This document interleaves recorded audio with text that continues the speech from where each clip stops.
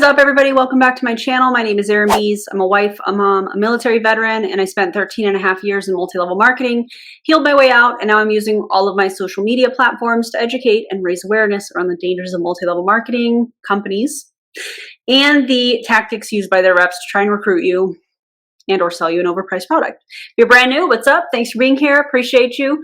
If you've been here a while, y'all are amazing. Shout out to members. You want to follow me on social media? Here's my handles. Super active on Instagram, a little less active on TikTok. But anyways, welcome to Push Week. Super excited that you're here.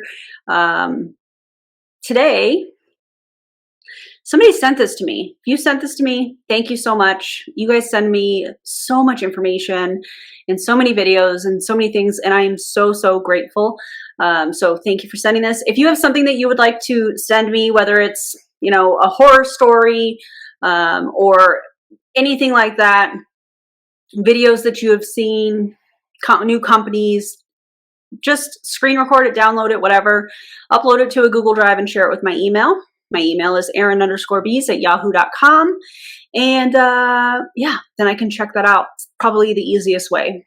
It gets lost in DMs, and so many people DM me with information and blah, blah, blah. Anyways, today's video is a Plexus leader that is, or Plexus Hun, if you will, that is giving 20 tips on how to run a Plexus business. I watched part of this. She talks extremely fast, so brace yourself for that. I don't think she took a breath. It's like a 14-minute video. I don't think she took a breath. We'll see. Yeah. Prepare yourself, drop your commentary below, and let's go. Hey friends, it's Kim. I'm so sorry I didn't get to this last night. We had a wild day, and I found out about 5 p.m. that we actually did have to homeschool yesterday, and I thought we had the day off for the holidays. I had to prioritize that and barely got to work my own business yesterday, so this just had to get pushed. I'm really big on being really organized with my time. I have kind of an exact calendar for every week of what days and times I get to work and exactly what I'm doing in that time. And I'm already overwhelmed. That's already, do you guys see that schedule? And you can feel like, oh, wow. So things like this, while I love them, because one Plexus, they are not the most important thing I need to do every day, right? Or even being in a team chat and things like that. So I try to stay laser focused on the things that are moving the needle forward in my business and for my team. But I wanted to jump in here real quick before I've got to move on to doing some email content for the week. So I just want to share my tips because I get asked this question a lot about high recruitment. And I think that just in fairness, I feel. Oh, right. 20 recruiting tips. That's what this is. Yeah. Like God really set me up to come in and be a high recruiter in the sense of the fact that I had struggled with. No, ma'am. God did not call on you to recruit people into a commercial cult. What? So starting off strong, spiritual manipulation, let's go. Health problems for 5 years.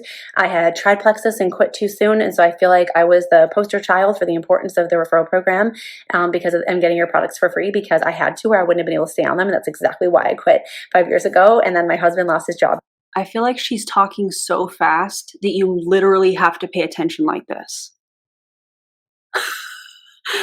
I don't know if that's intentional. I don't know if she's nervous. I don't know if she's uncomfortable. Not really. Maybe she just naturally talks like this. No idea, but yeah. This time. And so there's a lot of reasons why in terms of recruitment and duplication and silver development, why that's been a strength of mine. But if we're talking just solely about recruitment, I feel like I went through so much hell in my own journey. And I think that this can be a little bit harder for people who don't have a major story with Plexus. Like if, whatever it may be, I think sometimes that you think you have to have this huge life-changing testimony to be able to share it super passionately. That's not actually true. But at all. Like one of my friends did a team call for me recently, and she's in the top 50 of the company and a founder in Canada and all this stuff. And she was saying that she got all the way to gold with just pooping more and less bloating. And so whatever your story. She got all the way to gold by just pooping more. I don't think that's how that works in Plexus. I don't think that's how that works. Drop a poop emoji if you are loving this combo. is you just need to own it like a boss and find all of the other yous out there that are struggling with those things and stop trying to make it sound bigger, or maybe just like be a little bit more bold about your own story and what it's done for you, and find those people that are struggling with those same things using hashtags of whether it's bloating or headaches or migraines, and find out speaking to your people. So finding people that have things going on with their health, headaches, bloating, those types of things, and saying, hey, I've got something that can fix that for you. You can't do that. Wow. We are starting off strong with this one. Because there's going to be a million other yous out there. Whether you have a million things Plexus helped you with, or three can really severely affect your life and all those other moms. So as you own it and embrace it and put it out there passionately and boldly, like you're going and speak to those people that are struggling with those health problems and how you can help them and what they might not know about the connection with gut health and blood sugar inflammation and all that stuff. I feel like I have to pause this so she can catch her breath. The intensity of this. Is she okay? You're going to find yourself signing more people right there. So my biggest tips for recruitment are niching down. This used to scare me back in my older days. I was like, we're supposed to post about the 5 things that make you you and keep sharing those 5 things. And now we know that that's hogwash. And the best thing to do is to really laser focus. And so I have a thyroid testimony, like autoimmune disease, and a lot of anxiety and hair loss came with that. And so That's a health claim. Stop it. Get some help. So you're targeting people that have challenges or deficient thyroids. You're targeting people for hair loss. Wow. really focus on those things on my page. That doesn't mean I don't want to help other people, and it doesn't mean I don't get the ability to help a lot of other people. I really do. But by kind of honing in a little bit more on my girl, I'm going to show you this real quick.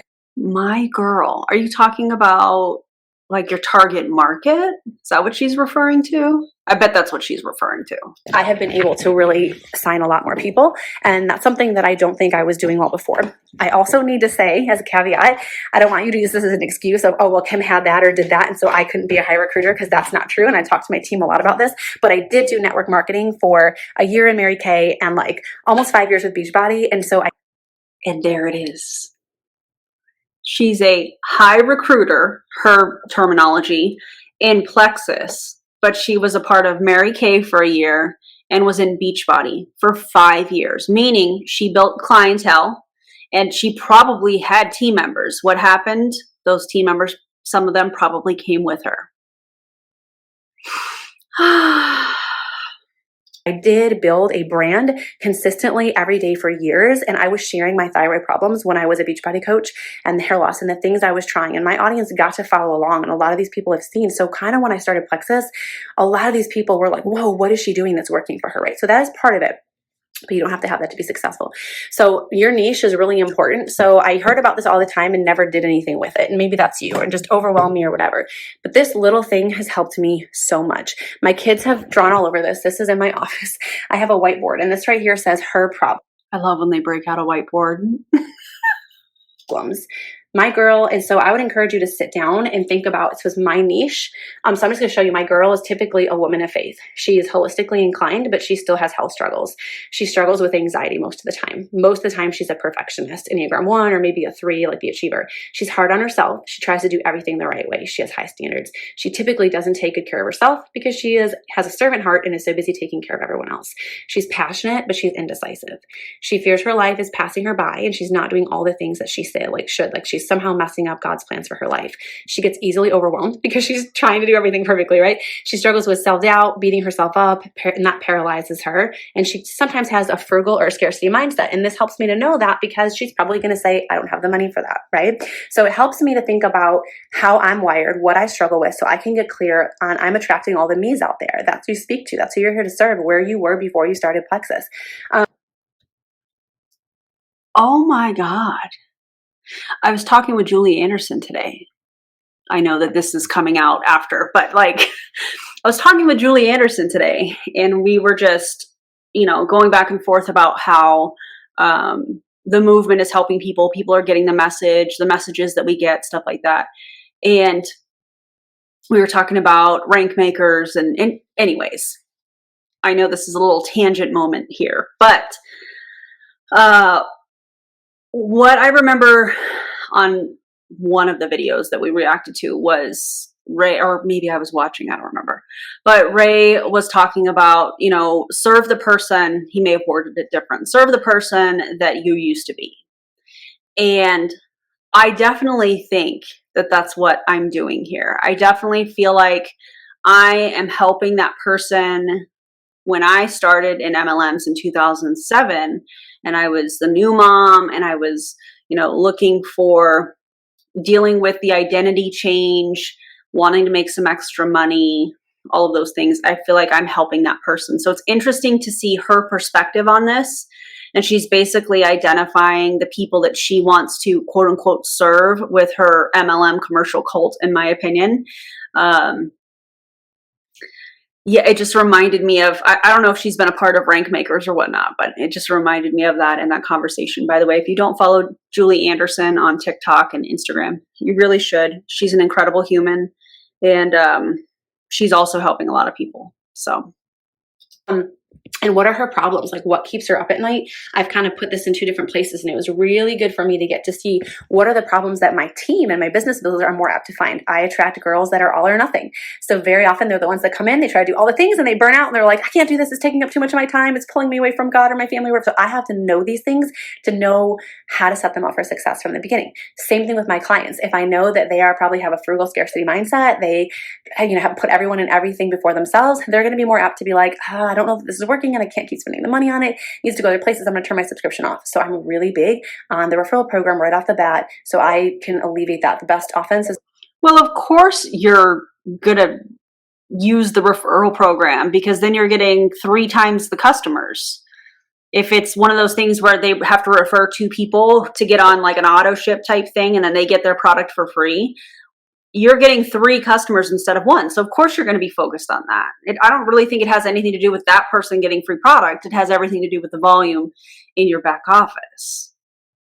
a strong defense, right? So I want my people set up for success.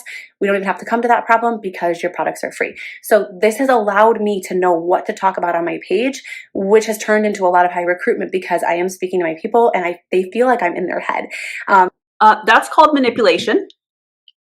I invested in my business $5,000 into a mastermind and a coach. Her name is Rachel Bodie. You can find her on Instagram at Rachel Bodie, RACHAELBODIE, I think, and she really helped me. Oh, let's look up Rachel. Let's look up Rachel Bodie. RACHELBODIE, I think is what she said. Yes. Oh, she looks familiar. I might have to feature her in an upcoming video about coaches, because you guys know I have a whole playlist that I'm working on some of these MLM coaches, and in my opinion, they are people that prey on people that are already not winning. Yikes. Understand that you can be a high recruiter without spending a lot of time if you are really clear on speaking to your person and you're in her head. And I hired Rachel because every time I would log on Instagram, I'm like, get out of my head. Like, are you reading my diaries? Like, how do you know these things about me? And because she knows pain points and is able to talk about it to manipulate you into giving her $5,000 to help you in your MLM business. Yikes. This is one of those things that you don't see until you, in my opinion, get out of the MLM and you look at some of the stuff that you did and you're like, I cannot believe that. I can't believe it. Oh, wow. I've learned there's a lot of power in that. So my girl's problems are she's trying so hard to find healing. So much time and so much money is being spent. That was me. So I speak to those people. My girls are typically already working with naturopaths or functionals, or they're doing a lot of the right things and they just don't understand why it's not working. That was me. So I speak to that, right? You can't speak to that because you're not going to be able to get around health claims with that. Perfectionist, all or nothing, scarcity mindset, fear of failure. And I'm like, she's overthinking a lot and she's indecisive. So a lot of my girls are like, well, I'm already trying all the things. Like, why would this be any different? And it's just another thing. And I want to know and they're researchers and they're all the things. So again, it helps me to create content first knowing who my girl is and what she's struggling with. Okay, this is getting long. My sponsor's in here and she's probably like, this is all Kim does. She just talks forever. But my trainings are always meaty and dense because I really want to help and I really want to serve. And so if you ask me this question, I want to give you my best answer and not a half-assed answer just to check the box, right? So niching. I feel like I need to pause, hoping that she catches her breath. This is making my heart race. Are you guys feeling like, calm down, just take a minute, just, oh. Wow. Down is really big. Problem solution is something I do really well for recruitment, which means that I am, and I don't mean that from a place of ego, I've learned to do that really well. 7 years into network marketing, I've kind of arrived with getting it, right? It's a process and it's a journey. But realizing like if I can get in her head, if I know what her problems are, what was keeping me up at night, what is keeping her up at night, and I can speak to, hey, this is the problem and here's a solution that I can offer you. And I try to be, I'm a verbal processor, I'm very wordy, but I try to be clear and get better. And I've even invested $4,000 into a training for that called Guide Culture School of Sales to help me learn how to guide people into the next best choice for them, staying in control of the conversation and using less words, which is very hard for me, but leaning into that growth, right? Of helping people in a clear way see the problem and how this is the solution that I have to offer them. Because people don't really care about you and your life and your story. We know our stories are powerful, but it's only if they can see themselves in it, because people have a problem, their own problems, and what they care about is like, can you help them with their problems? That's the biggest thing. Can I trust her and can she help me with my problems? And if your page is showing people that you're trustworthy and that you're helping people with their problems and you can help them, This video is not sped up. I feel like you guys need to know that. This is normal speed. Can you imagine sped up? Going to see yourself recruiting more. Now another thing I do pretty well, and I'm just giving you all the pieces because I don't know which of these ones are going to work really well for you because I'm kind of doing them all, and that might be part of the answer right there. I am big on showing results. That gives people, they see like she is helping people. It gives you credibility. You're not just some person on Instagram saying you have these great supplements and like, who says but you? And I learned that in my training, like who says but you? So I'm always I can share my story till I'm blue in the face, but they could be like, well, she's just saying that to sell a product, right? But when they see all of these people that I'm helping and my clients. So I have a highlight at the top of my Instagram page with my story. I have a highlight at the top of the Instagram page with client results. I have one about Candida because I'm big on education. I'll get that into a minute. And like the 3-day reset because that's so popular now. But I'm really, really big on the results. So I'm constantly sharing client results in my stories. And I try to do this on a day of the week where I am doing a call to action or talking about Triplex or these 3 supplements on my Instagram feed, so that when all these new people come, like, what are these supplements I'm interested? When they go to my stories, they're actually going to see I was posting about them that day, and they're going to see results of people that I've helped. And I did that the other day, and I woke up to tons of. She must be exhausted after she does these trainings. The amount of energy that she must be putting into this right now, as fast as she's talking, as intensely as she's talking. Wow. Messages from people that had seen the reel and then went to my stories and then voted on my poll, and also or commenting on the stories of people like, what are these supplements, as they saw the results other people were getting that are things that they themselves were struggling with the problem, right? So I would encourage you to have a highlight of like stories of hope or healing testimonies or whatever, and be constantly adding things to your stories. And you can't share healing testimonies because that's going to be health claims. Wow. Giving it to that. And then when people are like, well, I don't know if these will work for me, I'm saying you can always refer them there. In my conversations one-on-one with people, I keep it super simple. I didn't used to do this. I used to be wordy, and I keep it really simple so that my team can duplicate that. I actually uploaded a video to the Jules page the other day, and every single thing that I say back and forth, because people are always asking me about recruitment, and I want my team to be able to recruit the way that I do. And so I put it all in there. It's helping my team so much. They've literally had used that, and one of my girls had someone that she talked to for the very first time that morning. Does anybody else find it really uncomfortable when they refer to their team as their girls? Just me, or no? and she actually signed that person up that night, and it was like the last day of the month, and she ranked up to senior gold that month because of that order. It was a really big deal, and so I'm like, I need my team to do this. So I tried to share it on Plexus and the Jewel page several days ago. I took a lot of time posting it and getting it up there, and it didn't get approved. I don't know why, so it's still pending, I think. I don't know who approves things in there, but hopefully it'll get approved. I don't know who to reach out to about that. Anyways, so make it about them in your conversations. It's tempting to just word vomit our stories and all these things, that we want to keep it about them and listen more than we talk. Tell me what symptoms from this image that you're struggling with of Candida yeast overgrowth. Tell me what, Tell me what symptoms you're struggling with. You guys are not qualified to do any kind of intake. What? How many, what are your top 3 health goals right now? And I hear from them what they're struggling with, and then I try to educate them on how this is going to help them. And I, also use feel, felt, found a lot. So I try not to preach at people. It's easy for us to be like, oh my gosh, why would she just spend the money on this? Or oh my gosh, why doesn't she understand? Our job is to educate. Typically, if there's an objection or concern, they just don't understand yet the value of this or why this, and that's our job, is to educate them on that. So I try to not preach at them, but I try to relate to them. If they're like, I just been through everything, like I'm super skeptical and hesitant, I'm like, oh my gosh, I'm so sorry that you've been through so much. I can totally relate to that. I felt the same way. I was like, and I relate, like I had tried everything else out there that didn't work. And I tell the girl yesterday, I tell people all the time, I totally welcome your skepticism and your questions, because I really don't know that there was anybody more skeptical than me, my poor sponsor. All the questions, all the concerns, all the skepticism. And so I get that my people are going to come in that way, because that's how I was too. So I don't get offended by that or upset by that. I meet them where they're at. I hear them. I make them feel seen and understood and not judged. And then I help guide them through the process and educating them so that they understand why, like, they don't have to be concerned about that, right? And I'm just staying in control of the conversation, guiding them to the next best right choice for them, whatever that is. So you're manipulating them. Got it. Other big thing is I'm really big on education.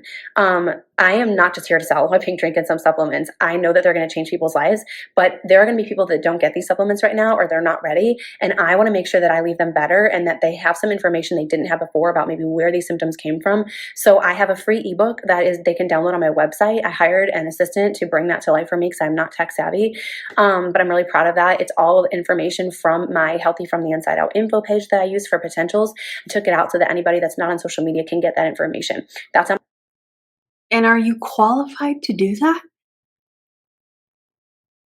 What are your certifications? My website, the link to that is in my bio, and people can click right through and they get on my email list when they do that. I never had an email list until Plexus. So you're running like funnels? Cool. But I nurture that and send out a weekly email. And so that's probably a part of recruitment for sure too. I also have a wellness quiz in my bio where I'll sometimes do call to actions that say, if you got any of these symptoms, like some of them will say, click the link for my website and download my free ebook so you understand, blah, blah, blah. One of them might say a call to action that says, click the wellness quiz in my bio, fill that out, and I'll get back to you with my recommendations for you, things like that. And lastly, I'm going to close this by saying, guys, thanks for your patience, is that I position myself as the expert always. Are there people that know a lot more than me? Yes. Am I a doctor? No. Kind of hope to be one day.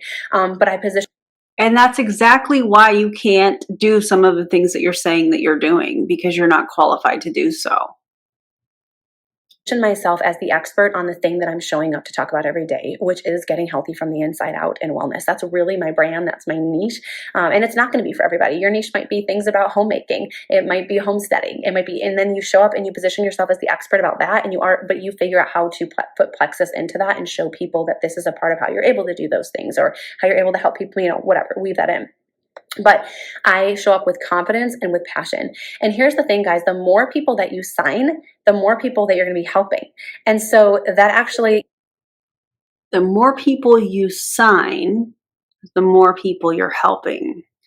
Well, that's really interesting considering the income disclosure statement from Plexus. I have provided that in the video description so that you can check that out. But according to Plexus from 2021, the top 1% of brand ambassadors made an average of $37,553 annually. 50% of the top 1% made more than $14,875. So I'm curious how making this is the top 1%. Let me just keep going before I continue, before I give more of how I'm feeling about this. The top 10% of brand ambassadors made an average of $5,081 annually. 50% of the top 10% made more than $960 for the year. This might be from 2020, actually. Yeah, excuse me. This is from 2020. In 2020, an average of 14.4% of all brand ambassadors enrolled at least one active brand ambassador and earned income, excluding retail profits. So not from the sale of product. They earned income from recruiting that ambassador. Okay. The average earnings of all brand ambassadors was $544. I wish they had a median, but they don't. The average earnings of all brand ambassadors was $544 for the year in 2020, which basically means that they were earning $45 a month. So they're doing all of this work that she's talked about, and the majority of people in the company are making somewhere around $45 a month. So signing up ambassadors is how you're helping people. How? And don't tell me it's because of the products. If it were the products, you wouldn't be signing them into the business opportunity. It gives you more results to share in your stories, which results in more people that want to sign up with you. And the more people that sign up with you and get results, the more confidence and passion you have. And it's just like this wheel. And so I've just got that momentum from that. So those are probably all my best tips. I'm sure I could do a 45-minute training on this if I gave it more. Would you do a 45-minute training on this, talking as fast as you are right now? I guarantee you people were not getting it if they were watching. They probably had to watch it multiple times just because of the speed and the intensity. Time. I don't have that today, but I really hope this was helpful for you guys. And if I can share anything else, I'm super, super happy to. Love you. Okay. That was that. Are you guys okay? Talk about fire hosing her people. Yikes. And what did you guys think about that income disclosure statement? I think that that is absolutely wild that they can make these claims that they're helping people and they're changing their lives and they're bringing home, you know, the parents that don't want to work. How, when in 2020, the average that ambassadors made in Plexus was $944 for the year? How? People at that point are paying to be a part of the company. They're paying. They are in the red. They are in the negative. And that's why we talk about profit and loss statements like we do, because it's important for any business.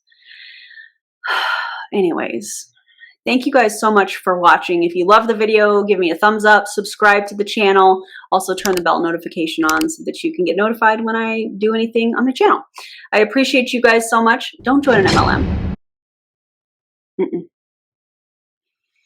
No, there's so many other ways that you can make money on your own terms, in your free time. Yeah, an MLM is not the answer. Thank you guys so much for being here. I appreciate you. I can't wait to see your commentary on this video, and I'll see you all on the next video. Bye, everybody.